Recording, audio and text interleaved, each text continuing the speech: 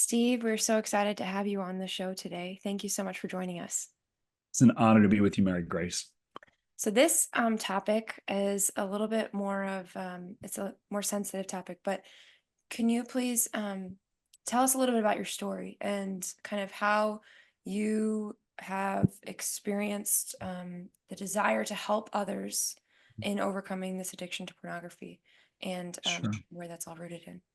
Sure. Thanks. Great question. And just an honor to be here. And when I was approximately 12, walking down the street about 8 houses down, crossing the street, there's a bag, a, a brown paper bag, and inside of it were ripped up pictures of hardcore pornography.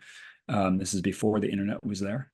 I was the generation right before the internet exploded, and a friend of mine, I found buried treasure, shall we say, but I couldn't keep it to myself. And so I told a friend at school, and he saw it and he said, "I'll give you $20 for it." So I traded up for on the spot because $20 as a 12-year-old was a lot of money back then. And so I was a porn peddler from the time I was 12. Fast forward the next year, I was hanging out with a friend at summer vacation, and in his parents' bedroom, he shared with me videos that they had of hardcore pornography, and then the internet hits, and my situation, everything we do, right? There's a reason for it, and so mine comes from a wound, and my wound comes from when I was 5. And again, I grew up in Mary Grace, I grew up in a family, father, mother, brother, didn't have a dog. We have 2 dogs now. Life's perfect, I guess. But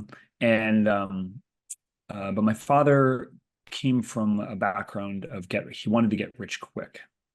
And so he wanted to provide for a family. So a genuine, good, masculine, fatherly desire in an inappropriate way. And he bet our house in the stock market without my mother's permission, and the deal lost. And he thought the best way to provide for our family, because he was a veteran from Vietnam, was to kill himself. So he went into the garage. He closed the garage door, turned on the engine. A half an hour later, when my mom dragged him out of there, his short-term memory was gone. So so I grew up pretty much without a father. I would see him occasionally at a nursing home, but it was very difficult to communicate with him. And I grew up hating myself, like father, like son, and I thought if I just ended myself like my father, then life would be great. That was the kind of milieu, and for whatever grace God was providing to me, I never went down that road. But fast forward to when I was 17, my father was losing a lot of weight, and they ran some tests and discovered that he had brain and lung cancer, and got moved to a hospice. And I went into the room and I closed the door, and by myself, and I was just real with my father. And I said, "You left me. You abandoned mom. You weren't there for Brian, my brother. You where were you? I needed you." And for much of my life, I couldn't understand my father because of his situation, his condition. But for a brief moment, his eyes cleared up and he said, "I know." And that was his way of saying, "I'm sorry." So I began to forgive my father for the first time. And then 3 weeks later, less than 3 feet away, I lost my father for a second time, as he would go on to his reward. And in the midst of this, as I mentioned, the pornography had been brewing, and there had been this dearth, right? I'd never been educated about human sexuality. The most conversation I ever had with my mom was getting caught with Mad Libs, and we were another friend of mine who did not have education in the body and sexuality appropriately. And I, quote unquote, dirty Mad Libs. And she sat me down and asked me, "What do you know about sex?" And I said a lot, and that was the extent of education.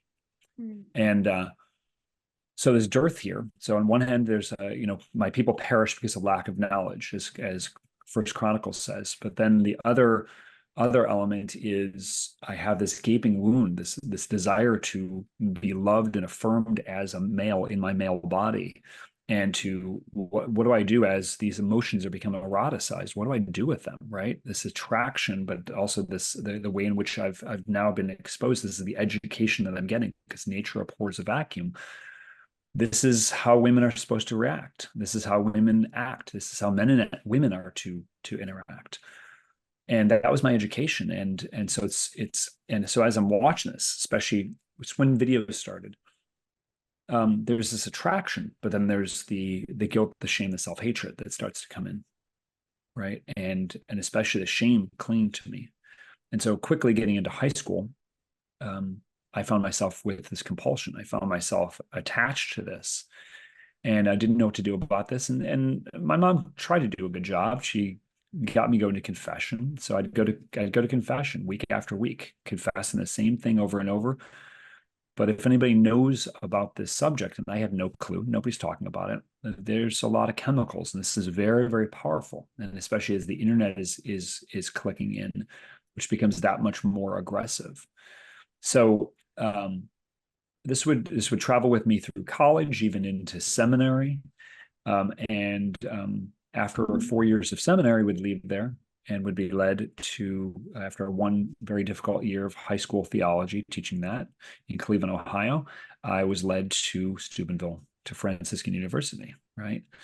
And a place of beauty in many cases, not a perfect place, but a place of beauty. And so they have these festival of praises on Saturday evenings once a month when school's in session. And I heard a very important phrase that I had never heard before, was Isaiah 43:19. Behold, I'm doing something new. Do you not perceive it?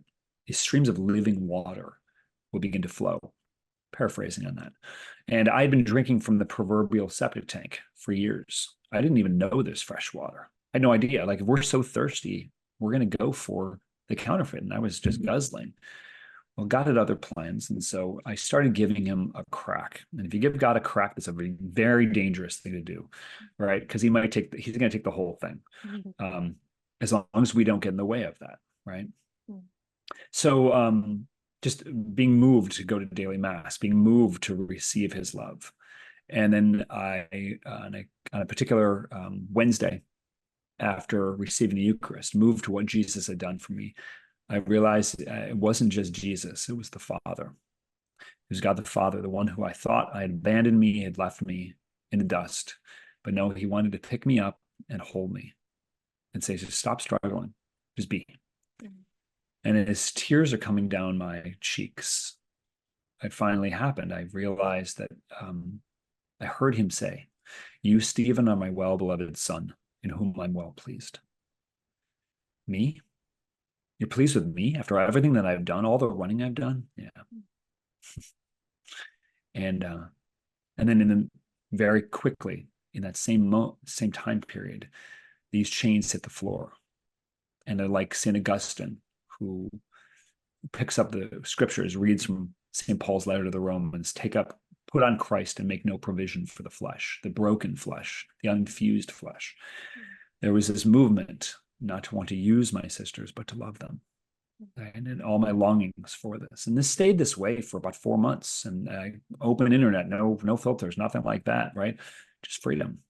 But then I sink back into the tank. And does that discount what I went through? No, he wanted to get to the root of all this. So within all this, discovered 3 very important things. One was called theophostic prayer, which is like smoke that leads to a fire, that are emotional wounds that if we don't deal with this, there's an old phrase that says emotions buried alive are still alive. And so I never really, all these wounds and things like that. And so through some deep meditative prayer, some images, there was healing that happened there. It was good. And then I was led to intensive trauma therapy, which is drawing and writing. And through that process, finally talked about my issues of pornography, finally opened this space up, finally went into the emotions of what was going on in this usage here. There was profound freedom. And then the other big thing that I discovered was the church's beautiful vision of the body, especially through theology of the body, but being able to see the body unclothed appropriately. Like, take the issues or the example of the Sistine Chapel. The human body is not pornographic. The human body is good, right? It's beautiful. And so from this process, right, gets broken in me definitively in a very powerful way. And then to answer, that was a long-winded response here, but to get to the last part of what you asked, so I was teaching, doing a lot of marriage preparation as you're getting married, Mary Grace, as we discussed beforehand, just some ideas, and people would come up as I'd give my testimony, because we do about once every 2 weeks. And what do I do about this? And I'm like, I guess I can help you. And from that process, from those conversations, freedom coaching was born, and then very quickly realized this isn't just meant for me. This is meant for the world. And I humbly say I think the world is better because of my wounds and because of being open to grace. We're seeing many men and women get healed. So that's a long answer for you. No, I mean, that's very, I think it's important to hear those stories because, Hmm. um, I don't know, it just seems very isolating. And so you think you're the only one that's dealing with it or struggling with it. And in a previous podcast, we had discussed that, women are more so struggling with this now too. So it's not just a man's problem, it's a woman's problem too. And um, I think that, yeah, it's very, thank you for sharing your story, because I know it's very vulnerable. Um, Welcome. how, how would you say that, like, falling into this addiction, it doesn't, I mean, pornography, drinking, all those things, falling into addiction can prevent you from living a truly free life in the true sense of freedom? Oh, absolutely. And I would like to make one tweak. Okay. Um, we throw around the word addiction Mhm, frequently. mhm, And again, I can't speak about alcohol or other drugs. Okay. Um, Addiction has the idea once hooked, always hooked. If anybody has ever gone to a 12-step program, the understanding is that this is my identity. This is who I will be for the rest of my life. mhm, Right. I might be sober for 39 years. Okay. All right. But we're not our we're that's not who we are. That's not our identity. So the I humbly propose that the better terminology is a compulsion. It's mhm, serious. It's an attachment. It needs to be dealt with, but can it be healed? It can be healed, right? And I agree with you, right? This is an issue that carries a weight of shame to it, that is holding a lot of people back. But that's the word of hope. And Mary Grace, I mean, I think that's one of the points of your podcast and why we're sharing. We're here to share hope. We're hope dealers, right? Okay. To realize that, like, no matter what attachments we may have, Christ has come to bring healing here. There may be a journey in which we need to walk and go through this, but there's something beautiful that can come even from those wounds. mhm. I love that.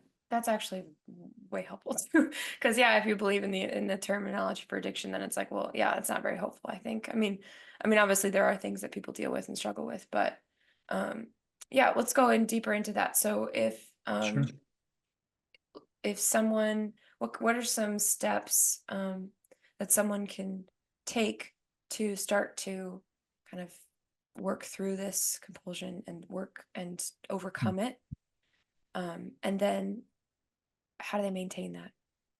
Yeah, great question. Okay, so this is you get into the nuts and bolts of this, and I think it's beautiful. So the first step is acknowledging we've got an issue, right? And I use the term steps. The work that we do in freedom coaching, again, and it's at freedom-coaching.net for those who are interested to learn more.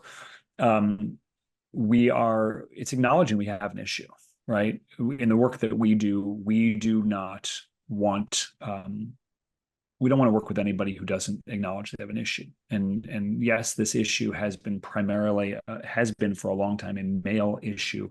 More and more women we are seeing in our work. We now have two coaches that work with us in doing this work, and two female coaches, excuse me.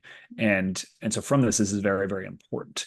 So how do we break through this? So we work on a 4-stage process. So first stage is called reintegration. We're looking at a client's history through an emotional lens. And as I mentioned earlier, it's the emotions that are the fuel. It's the emotions that most people don't talk about. And I hear very frequently, just in the first meeting, I've never shared this with anyone. And right, this is secrets have power. And the things that we don't share, again, in a safe location, in a safe space to somebody who's earning our trust, then these things will hold us back. And I mentioned earlier in my own situation, the three-headed hydra, especially that we're dealing with, is guilt, shame, and self-hatred.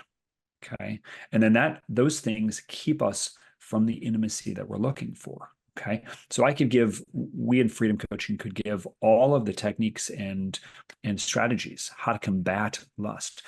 And I think we've done a lot of combating. Why not work on inoculation? This is where we're going to talk about a little bit here in a second. So what we're going to do is in that stage one is first to come do a deep dive into what are the emotions going on behind this. And then in the midst of all that process, we introduce a client to a guy by the name of Jesus. You might have heard of him. And he goes to work with them, right? I have clients who get full paragraphs. Okay. I have this holy jealousy because I'm like, I want full paragraphs, dang it. Okay.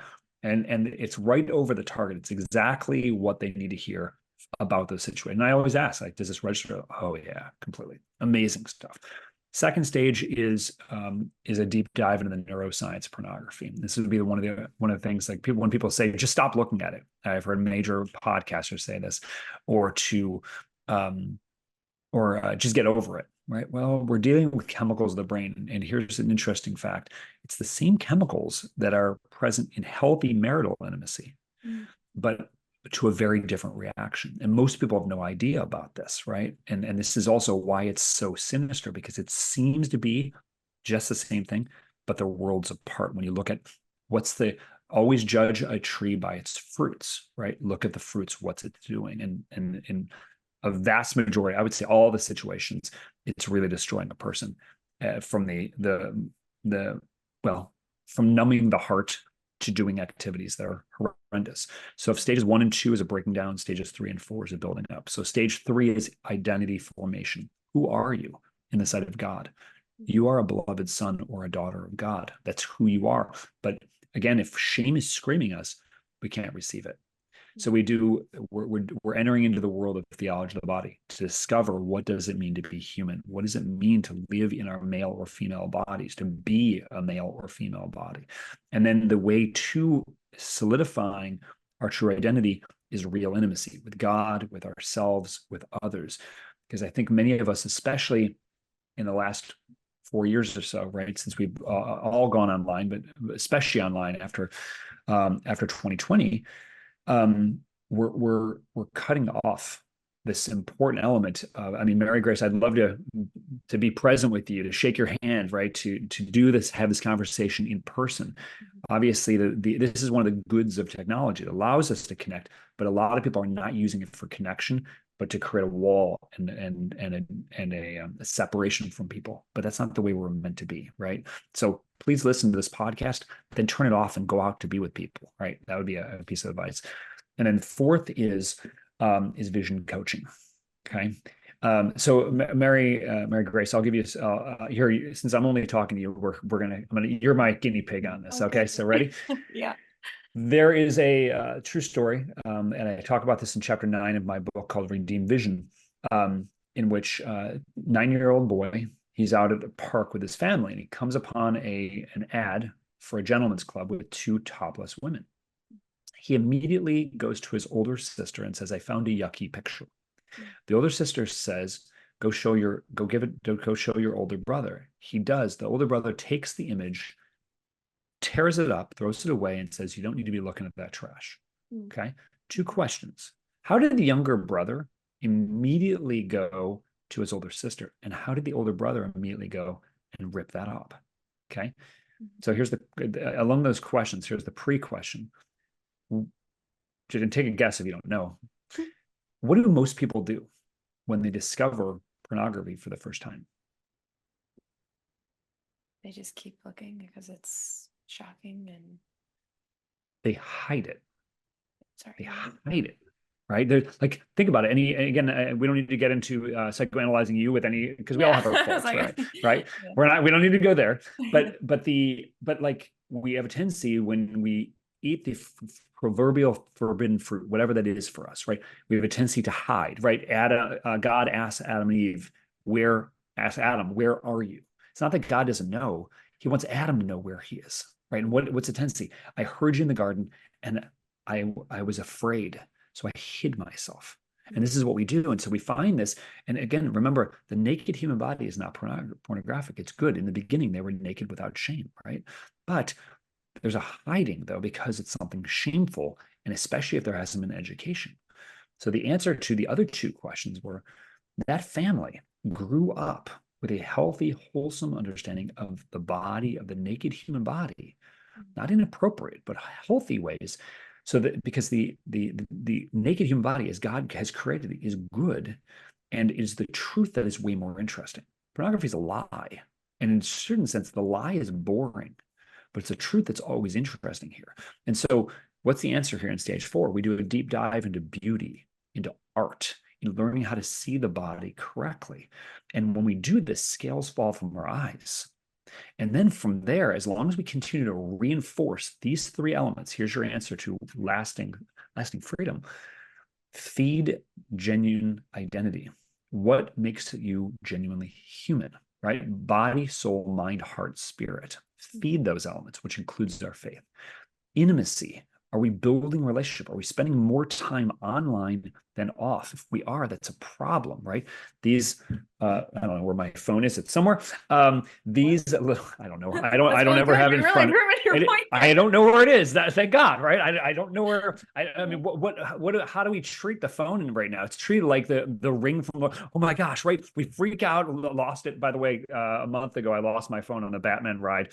I did get it back at Six Flags. But it was that week, whatever. I did have a friend who backed me up because again, I used my phone for work. There was freedom and detachment, like maybe spend a weekend completely unplugged, completely off. If you can do that again within reason, but it might be like, okay, we're going out camping and totally unplugged, nothing, right?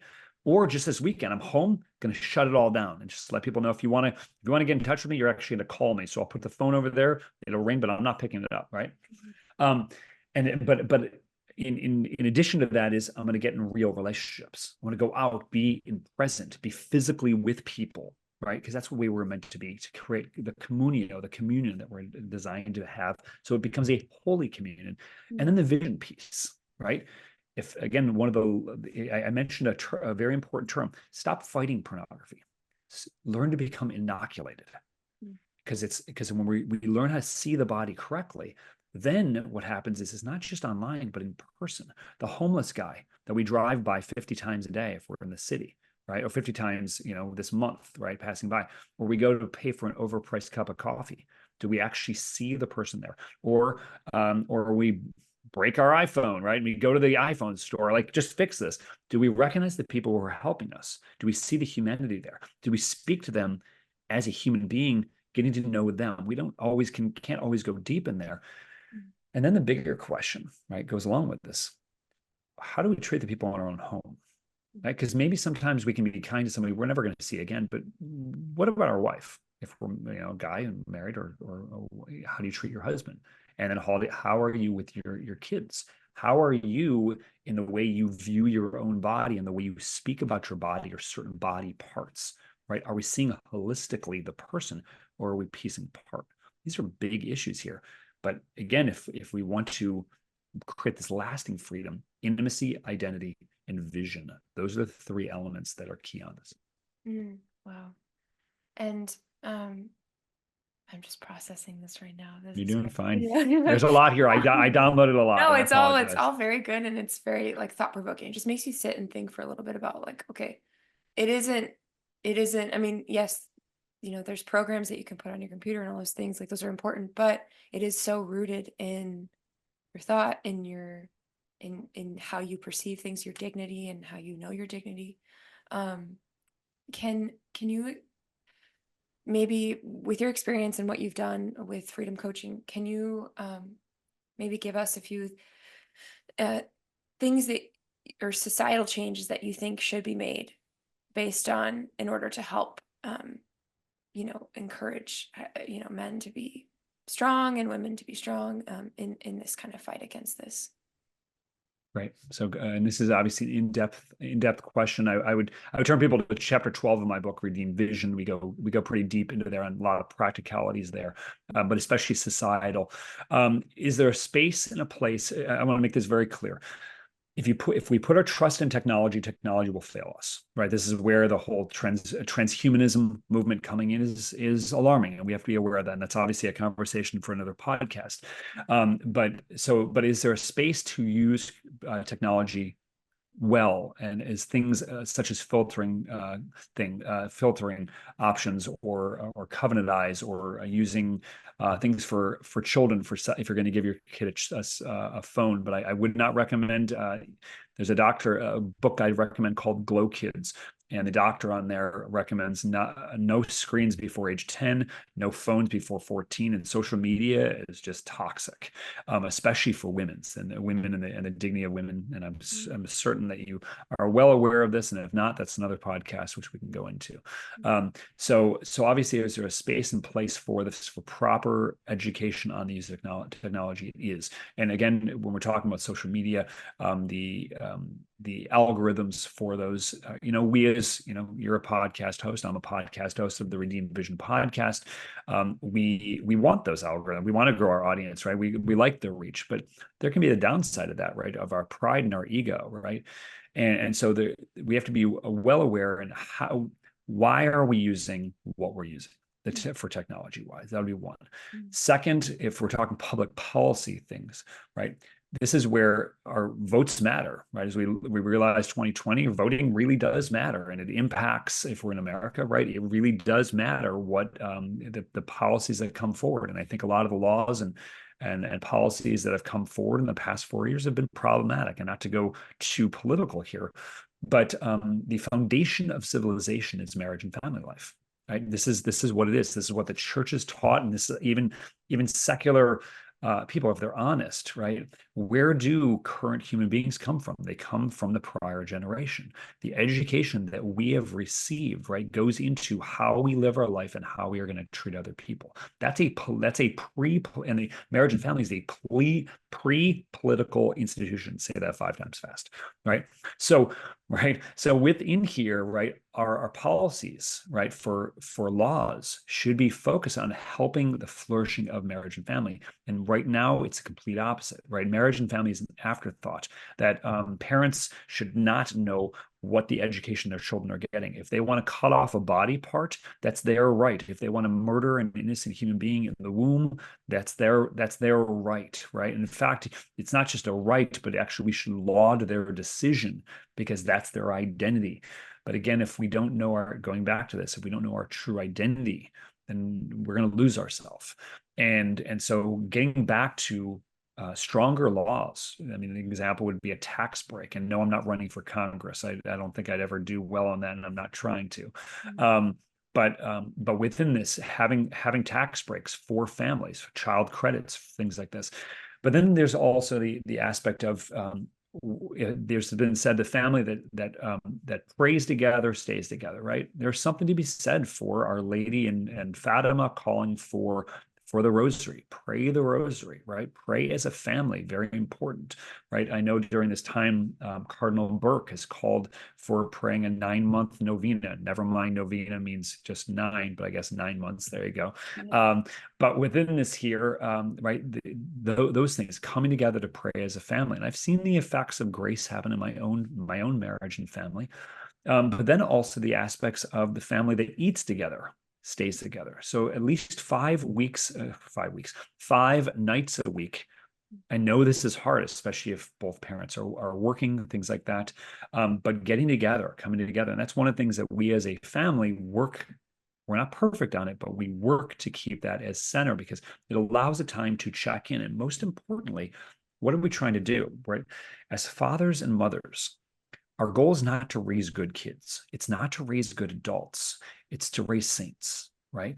It's to allow sanctifying grace in the midst of our brokenness. I promise you, and you already know this, your kids aren't angels. And thank God, because angels don't have bodies. And to have a body is an awesome thing, right? But they also have their issues and they have sinfulness, right? We want to get them tapped into the life of the church. we need to create the space for the environment for those time to happen, the conversations. That's where the dinner table comes in, right? And especially as we're creating this environment here, then I would say minimum once a month. This is a minimum. Okay. Again, I know how busy it can be as father and mother for your kids, but once a month spending 20 minutes alone minimum with individual, and that's again minimum, and then once a quarter doing a date night. I take my daughters out. I'm a little behind, I need to do that. Okay. But that's really important, because what happens is, especially as those emotions get eroticized, right, that's the growing up, the natural maturation. Then what ends up happening is, these aren't weird, awkward conversations, because I know my child. I know the or normal way they are doing things, and now they're acting a little weird, a little standoffish. Hey, buddy, what's going on? Mhm. Just talk to me. And I'm not here to shame you. I'm not gonna lambaste you. I'm not gonna drop the hammer on you. I'm here to walk with you. Yes, I'm your father, and yes, I will discipline you if need be, but I'm not here to condemn you. I'm here to call you to your greatness. And a couple of resources I would even recommend. I believe it's an orange cover book. You can look this up. And these two resources I'm not financially connected with, so I'm just recommending. Is The Joyful Mysteries of Life and Age Appropriately, and you as father or mother know your children best. This helps walk them through the mystery of the creation of life, and when it gets to the most intimate parts of the creation, right, between husband and wife, and that act, it's very, very gentle, super gentle, and then it backs off, but it's really within the context of the development of the child. The child is a gift, but the development of our faith, and that's a big thing. And then the other one I would recommend is, they have age appropriate magazines. It's called TOB Parent School, I think, or Parenting School. I'll look up both of those. And these are wonderful resources. And my daughter, again, I'm a little behind. I need to talk with her. My 13-year-old daughter's like, I want to read them. My 11-year-old just today was wanted to go through them. Like, not yet. We're not there yet. It's coming soon. And again, I know where my daughters are. So I think we will break into that soon, because in that. But what this does, it creates this open, honest, healthy conversation, and it's a continual conversation about that. That's very important. And then the last piece, I know I'm a little long-winded. I'm a part of the On and On Society, Mary Grace, where we go on and on and on and on. Is where is your faith life like? Right? Where are you in your intimacy with Christ? Where are you with intimacy with others? Do you have time, healthy experiences as father with other men of virtue, striving for virtue to grow there? Do you, as a woman, as wife, do you have time with other healthy women? They're going to help you to do this, right?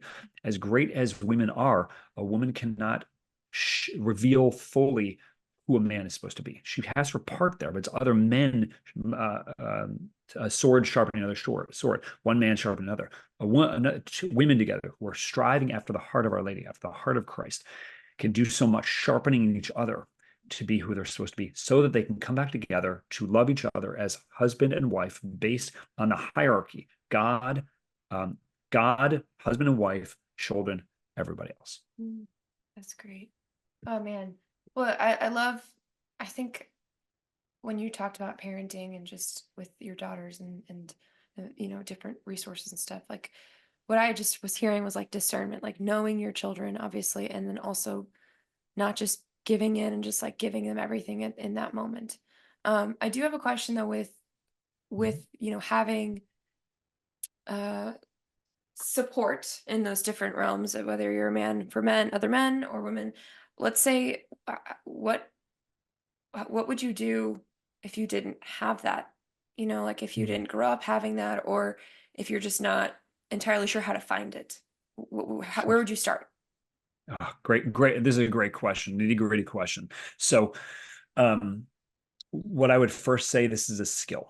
Mm.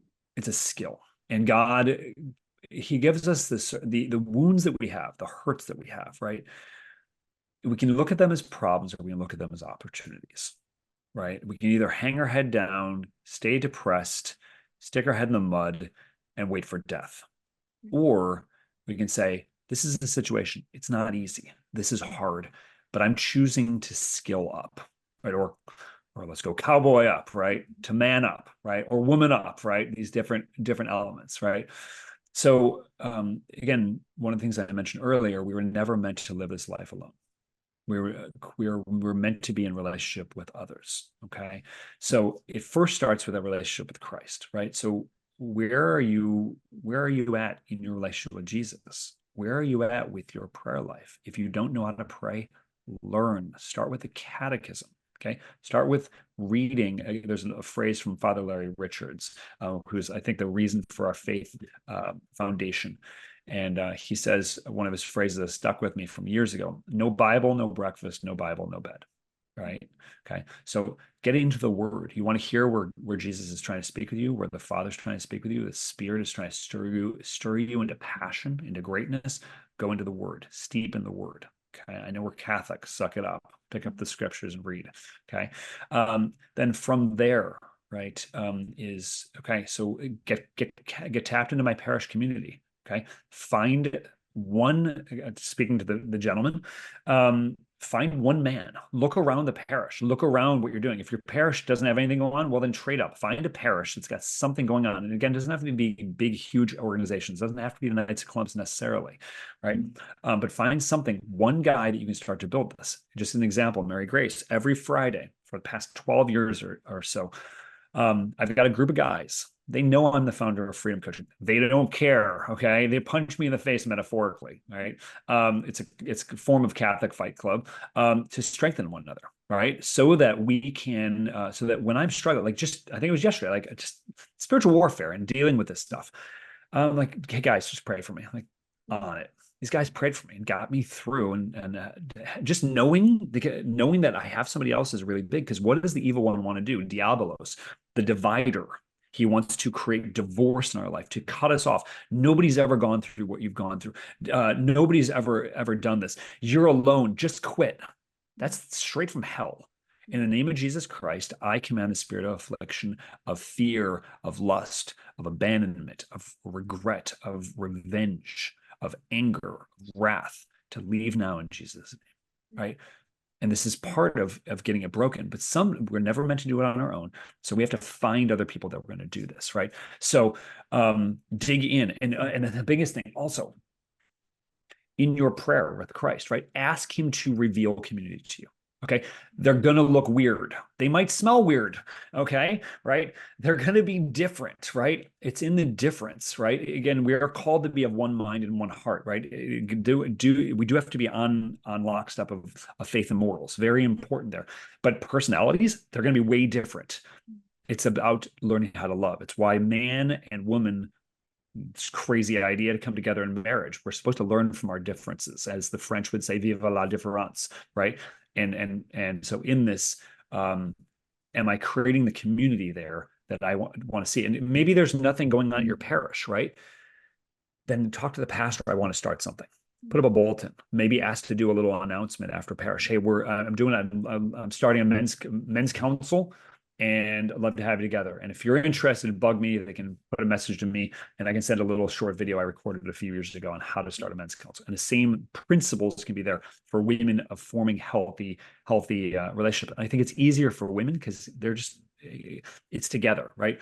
Men, we have a tougher time with this, but again, my life is radically enriched because I'm with others. And I would say this is a major part, going back to this main theme of this topic, is this is one of the most important things of breaking through the pornography haze, because I know that I'm not alone, that I'm meant for real experiences. And when I am in those real experiences, porn is pathetic. Mm-hmm. Wow. I feel like we could go on and on and on, but we do have to kind of close up. But can you just give us a little bit, like, do you have anything else, final thoughts you want to say, or how we can find Mhm. you and your work?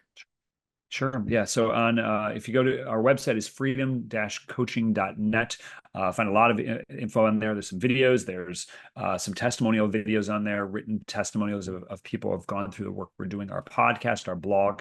If you have access to Formed, there's a 12-part series called Redeeming Our Vision. It's a free, once you get on there, a lot of Catholic parishes have access to that for free. And there's a study guide that goes along with that can be really good. My book, Redeeming Our Vision. That's what that is right there. And it's a 12 12th chapter. It's worth reading, but the final day that Hugh Hefner died was the day the final edits were done. So changing the guard. Praise the Lord. And also on social media, Instagram, on Facebook, on LinkedIn, we're Redeemed Vision. That's us there. But thank you, Mary Grace, an honor to share with you and your audience today. And thank you so much for being on our show. We've learned a lot, and it's actually really great to kind of end the episode with even more questions. So we hope to have you potentially on the show again. Praise the Lord. Thank you so much, Mary Grace.